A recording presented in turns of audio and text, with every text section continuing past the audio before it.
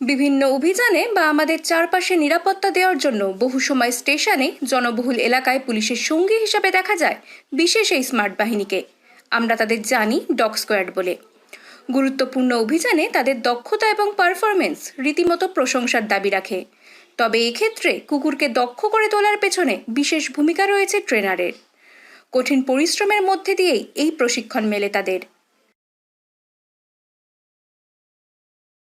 দেখুন, পুলিশ বা আর্মিদের যে কুকুর আছে তাদের ট্রেনিং স্টাইল বলুন বা ট্রেনিং ইনস্ট্রুমেন্ট, ট্রেনিং এর ইকুইপমেন্টস অনেক বেশি অ্যাডভান্স বা সবকিছু ওদের হাতের কাছে থাকে। সেগুলো এজিলিটি ট্রেনিং বলুন বা অনেক কিটস থাকে, যেমন ব্লাড কিট, নার্কোটিক্সের কিট। ও যেন আপনাকে কমিউনিকেট করতে পারে, আপনি যেন তাকে কমিউনিকেট করতে পারেন। ও যেন আপনি যেটা চাইছেন সে যেন বোঝে। সে তো অবলা প্রাণী, আপনি তার থেকে কোনো একটা কাজ বার করবেন, তার তো সেটা মানে তার কাছে কোনো মর্যাদা নেই। সেটা সে আপনার জন্য করছে ওটা। সেটা আপনি ওকে যত ভালোবেসে করাবেন সে যেন এনজয় করে। খেলার ছলে যদি করে সে অনেক ভালো কাজ করবে। ডগ স্কোয়াডের বিশেষ এই বাহিনীর কাজ মূলত গন্ধশুঁকে বোমা বা মাদক দ্রব্য শনাক্ত করা।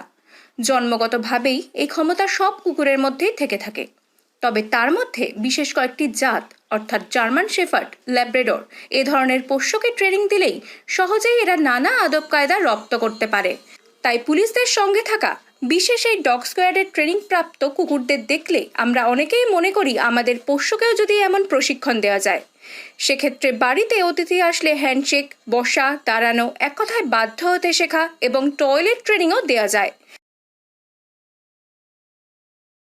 ট্রেনিং সো কল যেটা ট্রেনিং, সেটা একটা হ্যাবিট আমরা বলে থাকি।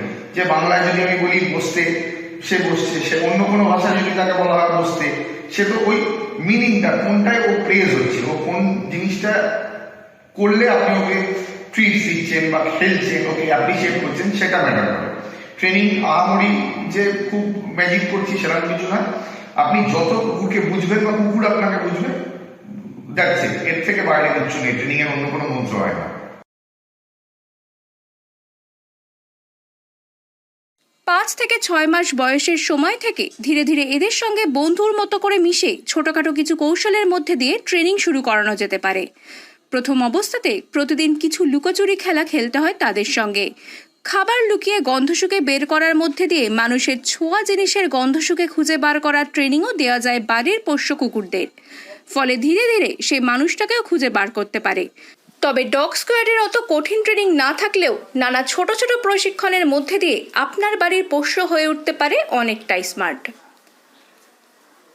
উত্তর 24 পরগনা থেকে রুদ্রনারায়ণ রায়, লোকাল 18 বাংলা।